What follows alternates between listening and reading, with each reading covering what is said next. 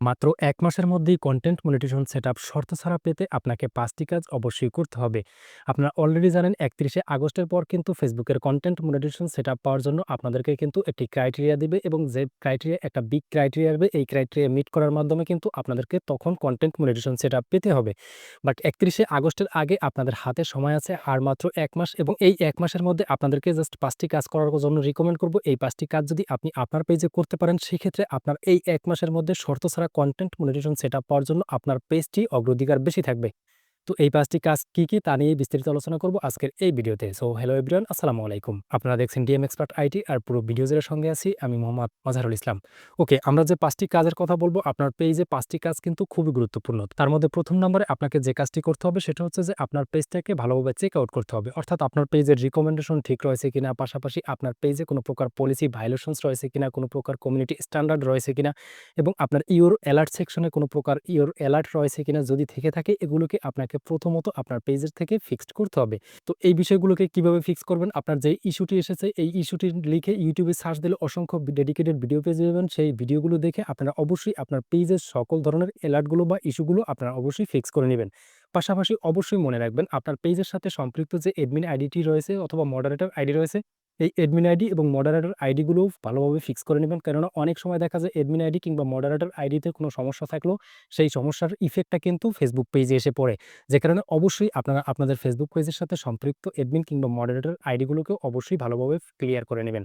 এরপরে ২য় নাম্বার যে কাজটি আপনাকে করতে হবে সেটা হচ্ছে যে নিয়মিত ভিডিও আপলোড। অর্থাৎ ফেসবুকে আপনি যদি কনটেন্ট মনিটাইজেশন সেটআপ পেতে চান, সেক্ষেত্রে আপনাকে অবশ্যই নিয়মিত পেজে কনটেন্ট পাবলিশ করতে হবে। দেখা যায় অনেকেই জাস্ট আজকে ২ টা ভিডিও পাবলিশ করলো, কালকে একটাও করলো না, পরের দিন ৪ থেকে ৫ টা ভিডিও একসাথে আপলোড করলো। এভাবে কাজ করলে কিন্তু ফেসবুক আপনার পেজটাকে জাস্ট ইররেগুলার ভেবে নেবে।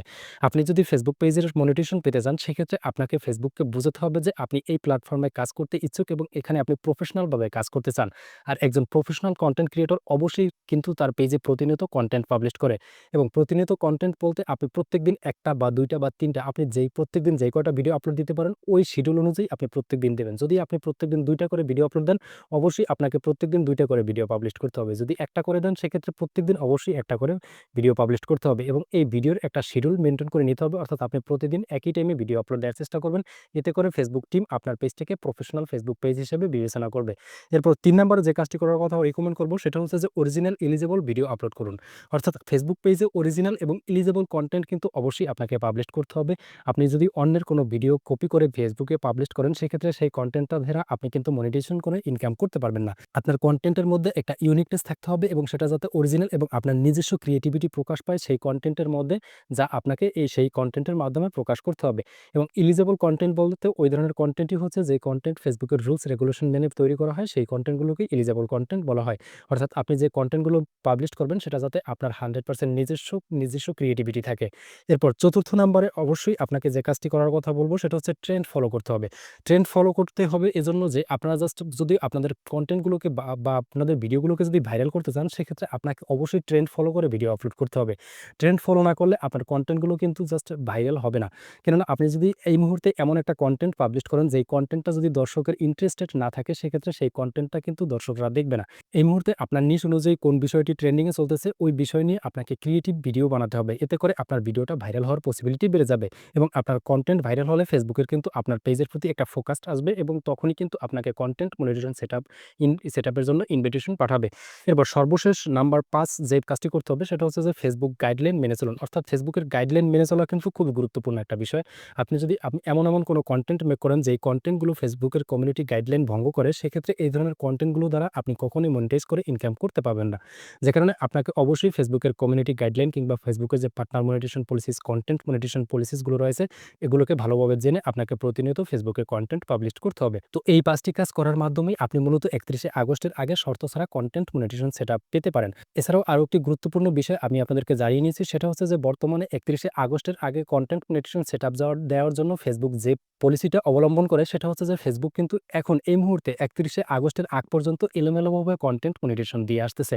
অর্থাৎ কারো পেজে জাস্ট ভিডিও, কারো পেজে দেখা যায় মিলিয়ন, মিলিয়ন ভিউজ, তারাও কিন্তু কনটেন্ট মনিটাইজেশন সেটআপ পাচ্ছে না। আবার অনেকে জাস্ট দেখা যায় ভিডিও আপলোড দিলে ১০০, ২০০, ৫০০, ১০০০ ভিউজ আসে। তাদের পেজেও কনটেন্ট মনিটাইজেশন এর জন্য ইনভাইটেশন চলে আসতেছে। সুতরাং Facebook এই মুহূর্তে তারা কিন্তু এলোমেলোভাবে কনটেন্ট মনিটেশন এর জন্য ইনভাইটেশন পাঠাচ্ছে। তবে আপনার যদি আপনি যদি রেগুলার কাজ করে যান সেক্ষেত্রে আপনার আপনার ভাগ্য ভালো হলো ৩১ আগস্টের আগে আপনিও কনটেন্ট মনিটেশন সেটআপ পেয়ে যেতে পারেন। এছাড়াও আরেকটি গুরুত্বপূর্ণ বিষয় হচ্ছে যে যাদের অলরেডি ইনস্টিমেটস, ads on reels monetisation setup ছিল, এখন পর্যন্ত কনটেন্ট মনিটেশন সেটআপ না পেয়েছেন তারা কিন্তু ৩১ আগস্টের আগে অবশ্যই 100% কনটেন্ট মনিটেশন সেটআপ পেয়ে যাবেন, যেটা কিন্তু Facebook বলে দিয়েছে। সুতরাং যাদের অ্যাডস অন রিলস এবং ইনস্টিম অ্যাডস মনিটেশন ছিল তাদের চিন্তার কোনো কারণ নেই। তারা অবশ্যই ৩১ আগস্টের আগে কনটেন্ট মনিটেশন সেটআপ পেয়ে যাবেন। তো আশা করি আপনি যদি একজন Facebook কনটেন্ট ক্রিয়েটর হয়ে থাকেন সেক্ষেত্রে ৩১ আগস্টের আগে শর্ত ছাড়া কনটেন্ট মনিটেশনের জন্য ইনভিটেশন আপনিও পেয়ে যান এবং পরবর্তীতে এরকম আরও ইম্পোর্টেন্ট ভিডিও পেতে আমাদের Facebook পেজ ফলো দিয়ে ইউটিউব চ্যানেলে সাবস্ক্রাইব করে রাখবেন।